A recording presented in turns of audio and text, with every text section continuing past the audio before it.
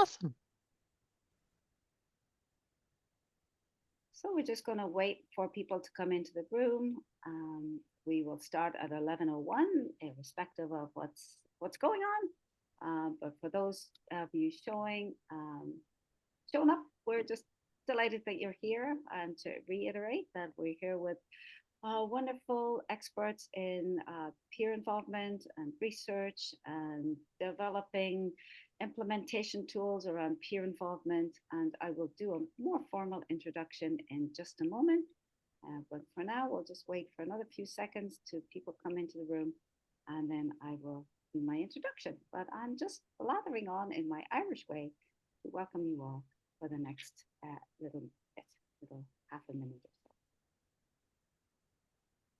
Yeah, and hoping that wherever you are in the world, that you're having a good day coming into fall. Yeah, a change in weather, so a time to look after ourselves and each other with this change of weather can be tricky for people. And with that, it's 11:01, so I'm just going to launch into a warm welcome. I am Regina Casey from Douglas College and from Advanced Practice. I'm grateful to be on the lands of the Musqueam, Pequot, First Nations, unceded territories, grateful to be on these beautiful lands in British Columbia and enjoying this fall weather and as I say, the change in seasons and the colors that offers us, and grateful to the people who have been here before us, stewards of the land who've looked after this beautiful land for us. And it's such a great privilege to be here. With that in mind, I am not going to introduce everybody that you see on your screen, but I'm just going to begin with Sue, who will then introduce and then pass it over to people to introduce themselves. And I will just want to do a little bit of a shout out to this wonderful recovery work. I know that many of you have worked in peer work for a very long time, and that it's just so good to be able to see some great progress in advancing peer involvement across this country in the last several years. I wanted to give a shout out to Sue and our team who presented recently at our World Federation of Psychosocial Rehabilitation, our WAPR group, with a poster, and they won first prize for their work. So just want to give a little shout out to them, and just a acknowledgement to Canada in general, and for this focus on peer involvement. I think we're finally getting to a place of understanding that peer work is an essential component of PSR and recovery services, and that we're beginning to see some real traction in this work. So very excited to share that. With that, I'm going to introduce you to dear Sue McDonald, who will now formally introduce herself, I think, Sue, and your whole team. Okay, Awesome. over to you, Sue. Thanks, Regina. Thank you. Okay, I just need to make sure I'm sharing the right screen.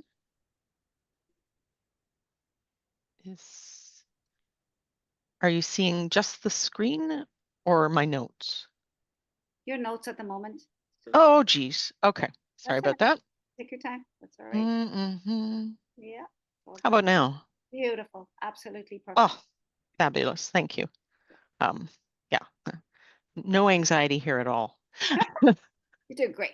Just so I'd like to thank you today for coming to hear us talk about supporting peer educators in recovery colleges. Regina did a lovely territorial acknowledgement. I just want to acknowledge that I'm coming to you today from the traditional unceded territories of the Coast Salish peoples, including the Musqueam, Squamish, and Tsleil-Waututh peoples. And as a settler to the west coast of what is now called Canada, I'm in awe of the natural beauty surrounding me and give deep thanks to the stewardship of the knowledge keepers and elders who have protected these lands and waters for millennia. Okay. So I'm going to get us started by setting the context of our presentation, and then my colleagues Marilyn and Sarush will take it from there. And Atusa, who's also here, is going to join us for the question and answer period. But first, we'd like to tell you a little bit about ourselves. So I've been working in the mental health and substance use field for the better part of 30 years now. I got my start as a peer support worker, and then along the way, I held a variety of roles, both peer and non-peer, in the nonprofit sector. For the last 14 years, I've worked with our local health authority as the lead for consumer involvement and initiatives in Vancouver in a role that I helped conceptualize. It's truly a dream job. In my work, I get to amplify the voice of people with lived living experience who work in or receive services from the health authority. It's values-based work that is very satisfying. And I'm going to pass it over to Marilyn. Hi, everybody. My name is Marilyn. I've been a peer support worker for about 15 years, and I have facilitated several types of workshops and support groups during that time. In 2022, Sue invited me to be on the PAC advisory team, advisory committee, and that resulted in all of the research that Sue is going to show you. Thank you. Thanks, Marilyn. Sarush? Yeah, thanks. Yeah, my name is Surush. I've been since 2018 that my recovery journey started, and since 2020, I've been facilitating support groups for substance use and mental health. I was a peer support worker a year after that, and been doing peer-led workshops with Vancouver Coastal Health. I do support groups for youth at the Foundry, and as well as other groups that I facilitate for substance use. And I'm also part of a community crisis response team with the Canadian Mental Health Association. Yeah, so I've been really honored to be part of this research and part of this advisory committee, and I'm glad to be here. Atusa, did you want to? Thank you. Hello, everyone. My name is Atusa Lung. I'm the coordinator for the Peer-Led Workshops program. This role involves overseeing all our in-person and virtual workshops and Voices and Vision support group. I stepped into this position about a year ago after earning my peer support worker certification and running my own workshops. I also have a yoga certification to be an instructor, which brings a unique wellness perspective to my role as well. And having had years of administrative and banking experience allowed me to transition into this role today. And having accessed mental health and substance use services previously, I'm passionate about giving back to the community in a really meaningful way and supporting people by providing resources and tools that help them navigate their mental health or substance use challenges. Thanks. Okay, so in this presentation today, we're going to tell you about the background for our research study, which is the basis for this talk, what our project was about, how we worked together, what we found, and what we did with the results of our study. Throughout the presentation, you'll see how our work builds on many recovery-oriented psychosocial rehabilitation core competencies by celebrating lived experience as expertise, being flexible and adaptable, valuing wellness and boundaries, focusing on communication and facilitation, and all through an ethical lens.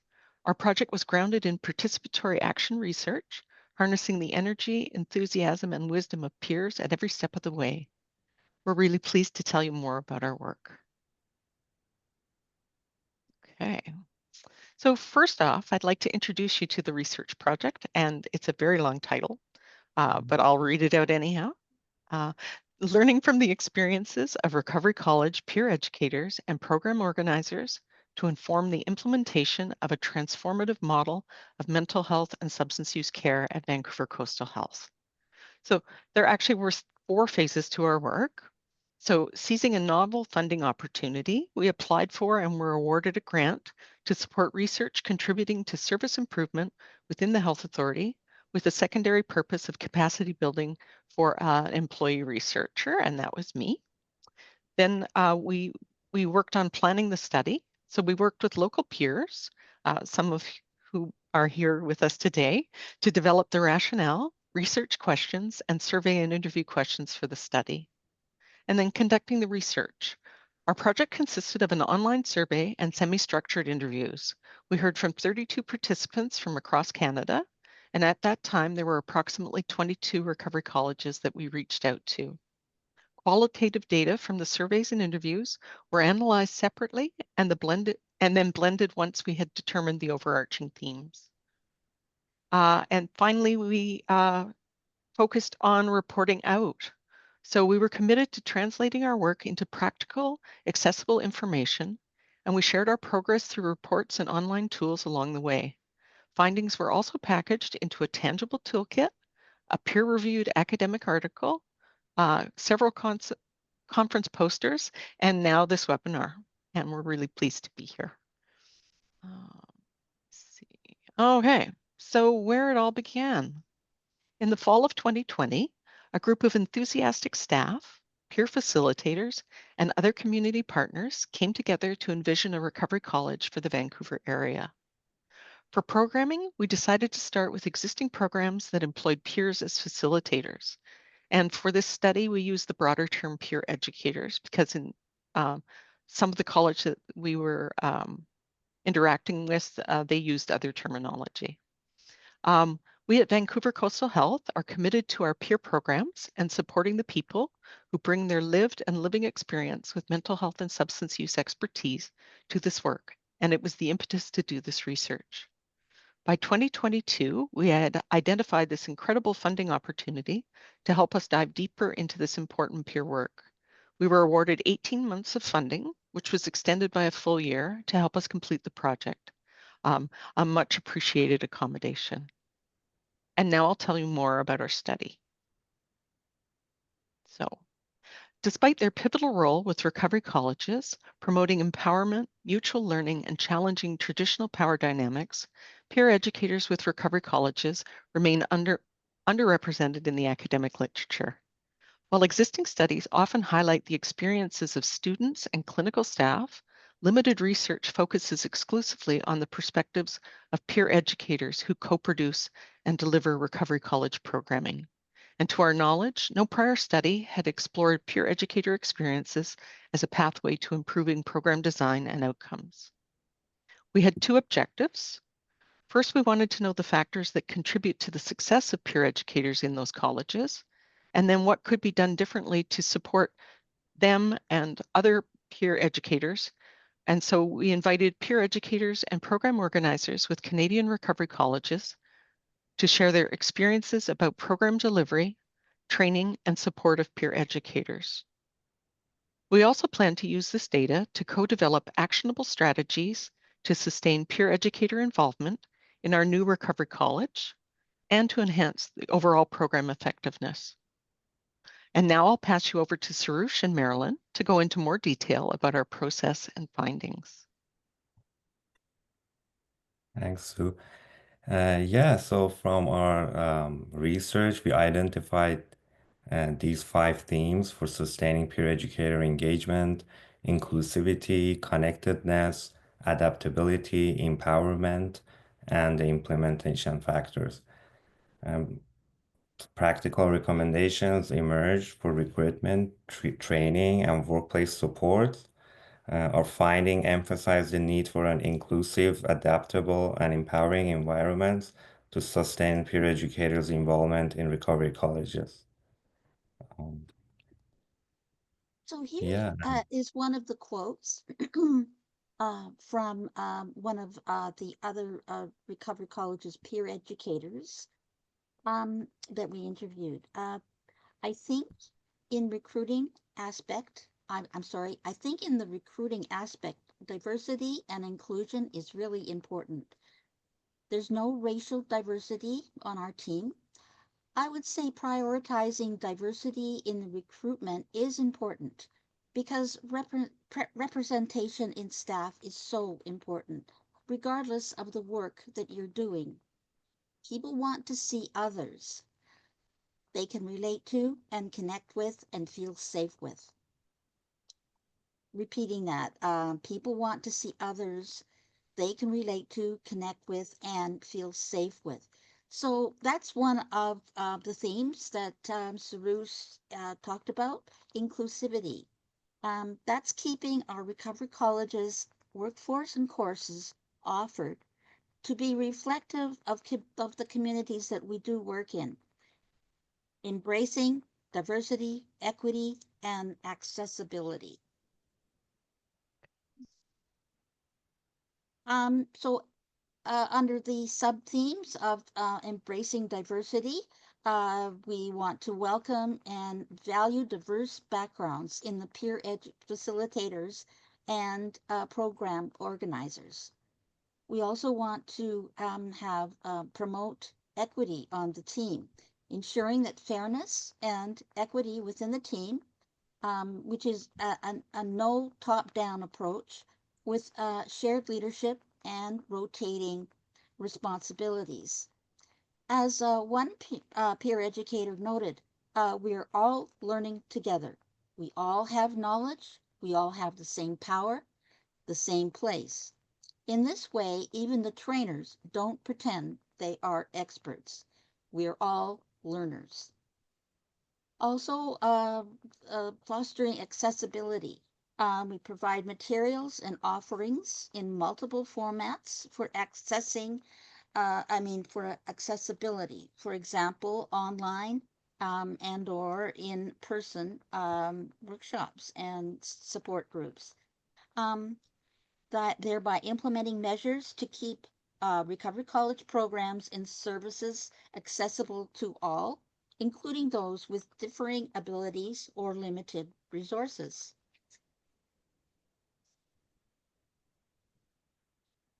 Yeah, so connectedness was another theme of our study, and I'm going to read one of our peer educators, a quote from one of our peer educators. I think people are really open to being open and just being like, this is who I am. I can just show up and people will respect me as a person, and therefore they respect me as a facilitator.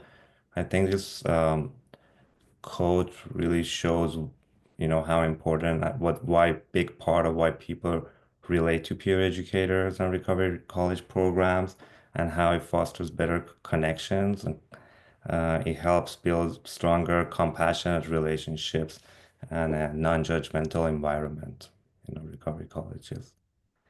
The, this theme of connectedness emphasizes building um, stronger community ties, fostering open communication, and also promotes collaboration within and across all recovery college teams.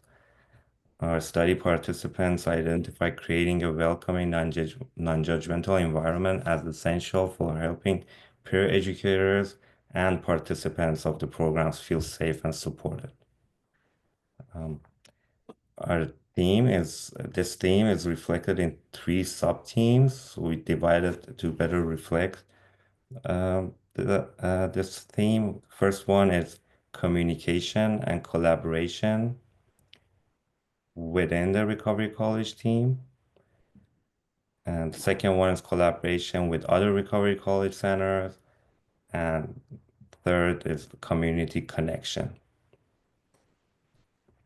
As uh, here you can see, so the communication and collaboration within the team, it trains to train the peer educators in team building and communication skills, having group training sessions, um, having community of practices for more connection, and collaborating with other recovery colleges, and by building local and national relationships.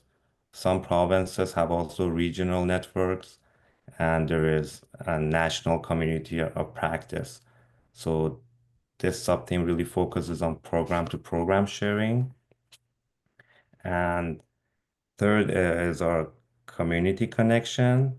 So creating peer support groups for peer educators, and not just between the programs, but creating a space for peer support workers so we can support peer support workers outside of work, creating connections and community to share their experiences, and they can reach us for support and feel supported.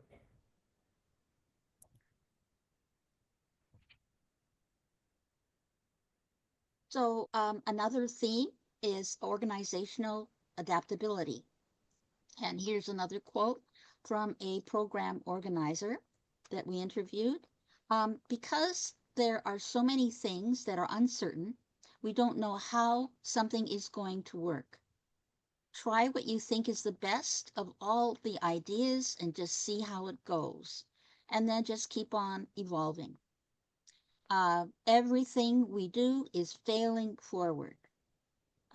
This sentence, everything we do is failing forward, reinforces the importance of learning from experiences and adapting as necessary to improve future outcomes. In the spirit of recovery and recovery colleges, the notion of adaptability is core. Adaptability was not just expected of individual educators, but required in the institutional level through policies, programming, and leadership practices. Participants emphasized the importance of an open mindset toward new ideas, uncertainty, and change, viewing adaptability as essential to Recovery College's success. Key suggestions for fostering a growth-oriented culture included encouraging peer educators to share new ideas and embracing uncertainty and the evolution within recovery colleges. So the actual recommendations were 1, fluidity and growth. That is stressing peer educators' openness to evolving roles and responsibilities, emphasizing that learning from failure is important, and understanding that progress may be gradual. And also community-centered flexibility, describing how recovery colleges as institutions can adjust their operations and offerings based on the needs and input of the communities that they serve. Participants described peer educators as community representatives and as such expressed a preference for the co-design of high-quality courses that are aligned with the unique needs of each community that they serve. Thank you. Yeah, thanks. The next theme that we have is empowerment. And here's a quote from one of the program organizers. It's empowering because it's not just belonging to the community, but being part of developing and creating that community. So empowerment emerged as a key theme, really capturing participants' insights on the importance of empowering the peer educators within Recovery College. Empowerment and self-empowerment is a vital part of recovery, one of the values of peer support work, and this really continues into our peer educators' roles to feel empowered and supported and be at their best. So our participant emphasized that offering emotional, educational, and professional support to peer educators is critical for their empowerment, especially with one of the main challenges that was highlighted, that the emotionally demanding nature of peer support work, which often involves drawing from lived experience. And this was really highlighted as a significant challenge. We divided empowerment into sub-themes. So the first one is fostering self-growth.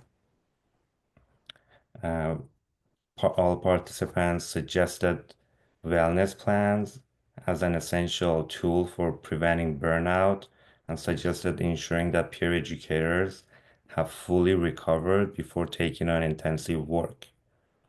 As like recovery journeys are a source of strength and insight, when our peer educators realize that when they're fully recovered, they are more resilient, they have more self-awareness and have all the vital skills and tools as a person to be with lived experience. So fully recovered, like demonstrating knowledge of their stressors. They can manage their own health, use personal wellness strategies, maintain well-being. Um, we later focused on this on the interview sections, and personal recovery is a very self-defined process. So we really focus on that and into ongoing preparation. Also, accessing to comprehensive manuals and resources from other recovery college was noted. This was very important for guiding peer educators and providing them with practical frameworks to support their roles. The second sub-theme is providing support to provide resources to prevent burnout, encourage growth, and lifelong learning for peer educators.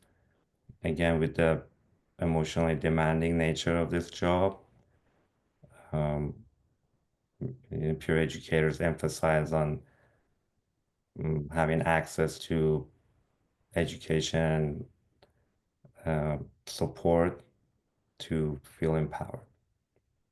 And also training and education.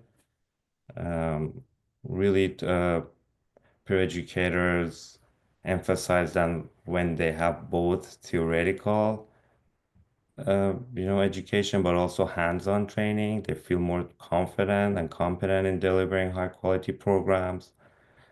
Providing our peer educators with as much as resources and training opportunities equips them with the knowledge and skill they need to succeed. So, by offering trainings, workshops on different topics, communication, and peer facilitation was highlighted.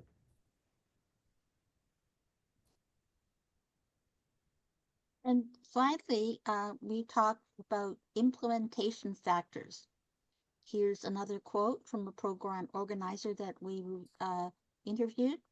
We talk about peer support and people are meant to be equal and empathetic. But if you're not in a paid role and people are attending, there's a power imbalance. So things about understanding what it means to have a power imbalance when there's a pay difference. This theme of implementation factors encompasses participants' comments on factors influencing how recovery colleges can be implemented. And our sub-themes are funding. During our research, we found that programs were indeed funded in a number of ways. But in every case, it was noted that the insecurity of not having stable, dedicated funds was restrictive. We need to have standardized payment and defined roles to reduce this power imbalance. Also, roles and responsibilities. Like most roles that leverage lived experience, there's always the need for clarity and stability. The need to train peer educators on operational and facilitation tasks is recommended. Thank you. Yeah, now I'm going to talk about co-production.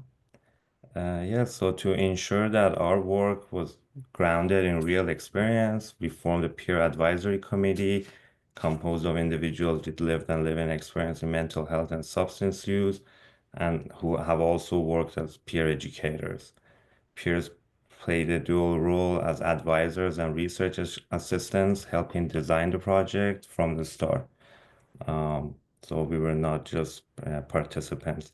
This approach allowed for authentic engagement in data interpretation and knowledge application, and also provided meaningful insights that reflect the needs and perspectives of those who are directly impacted and involved.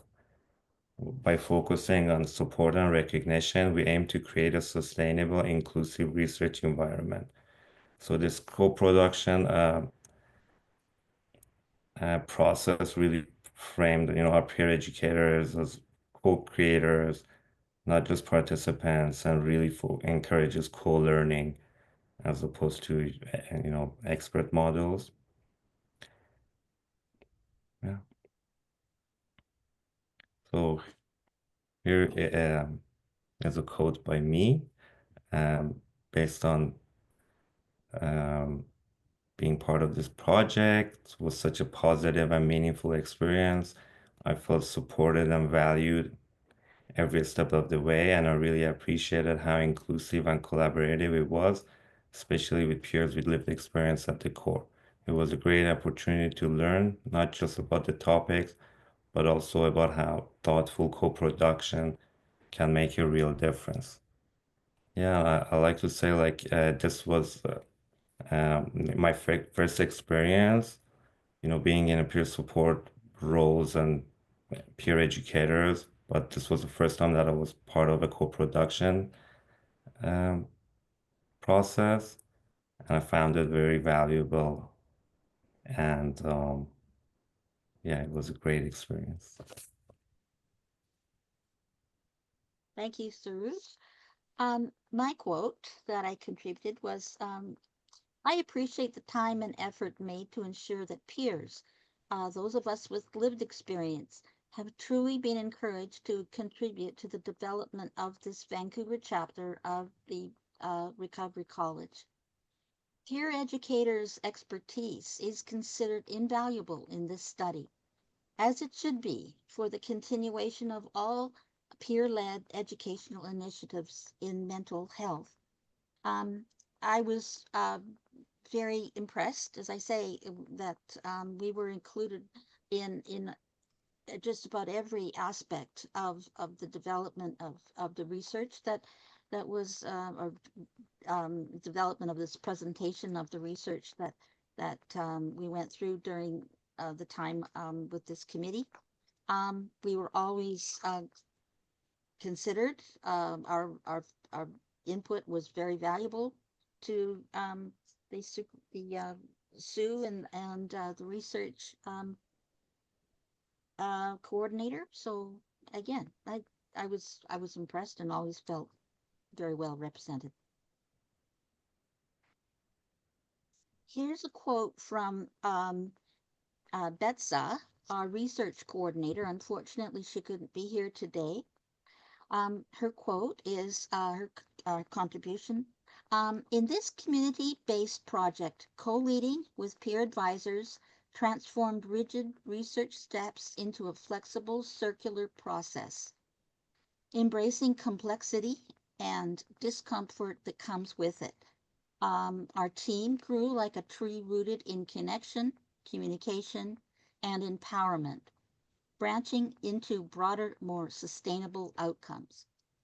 That's using the tree symbolization that we've used throughout this presentation, and in the poster that Sue already presented to you. Betsa apparently found this version of participatory research quite a new experience for her. She was impressed with this way of handling research rather than just the traditional way. Thank you. So yeah, peer advisors developed collaborative key values. Partnering with peer advisors has underscored the importance of collaboration, open communication, and respect for lived experience. And peer advisors gained valuable skills, and their input was essential in shaping our project approach. This collaboration was highlighted in these 5 key values. So curiosity, communication, compassion, commitment, and capability, all of which we contributed to the community collaboration. Together, these values fostered a positive team dynamic and made our knowledge mobilization efforts more effective and relevant. So all of this work, culminated into these knowledge translation activities. Through the implementation of our toolkit that might be shown later on, and our the peer-reviewed journal article that Sue, Betsa, and another person presented. Also, several poster presentations during some conferences that Sue and others have been attending, and also this webinar.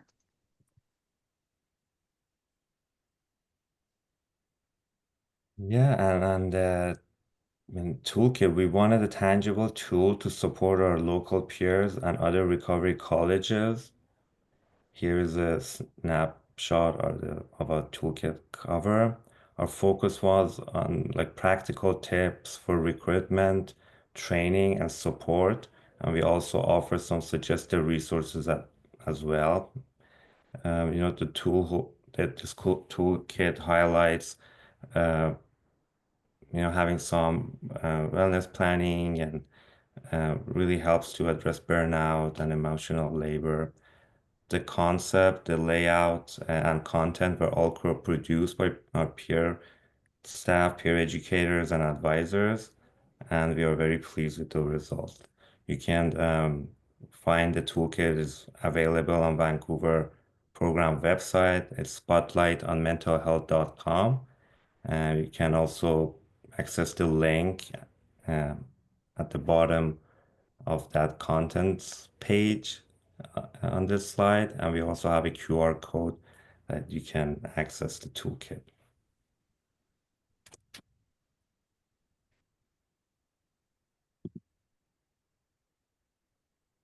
Unmuted. Another way we planned to share about our work was in a peer-reviewed academic article.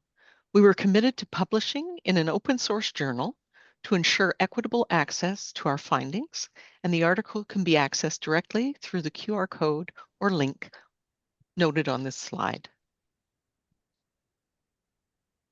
And then, as Regina pointed out, we most recently had the opportunity to share about our work through a poster which focused on the findings of our study and showcased our toolkit and research article. So this is the poster that we presented at the World Congress in Vancouver, and perhaps we saw some of you there. So finally, in the words of one of our peers we interviewed, we're all in this together. On that note, I would like to acknowledge the support of many important individuals who made this project possible. So Vancouver Coastal Health Leadership, who believed in us from the start. I had a very supportive co-principal investigator who was a mentor to me. The Recovery College implementation team, who stressed the importance of research as part of our program development. So we got in on the ground floor with research. Regina actually did research before me as part of our Recovery College development process. We had a research coordinator from the health authority that also provided support and encouragement. I don't think I would have applied for this grant if I hadn't had support from her. We'd like to give a big shout out to our research coordinator, Betsa, for her expertise and top-notch organizational skills. We really couldn't have done this without her. She's very skilled. The Recovery College peer educators and program organizers from across Canada who graciously shared their insights with us. And last but not least, our local peer facilitators and advisory committee members, Andrea, Donna, Milas, Marilyn, and Sarush. We couldn't have done this project without such a great team. Our team would also like to thank our hosts for this wonderful opportunity to reach out to the broader PSR community today.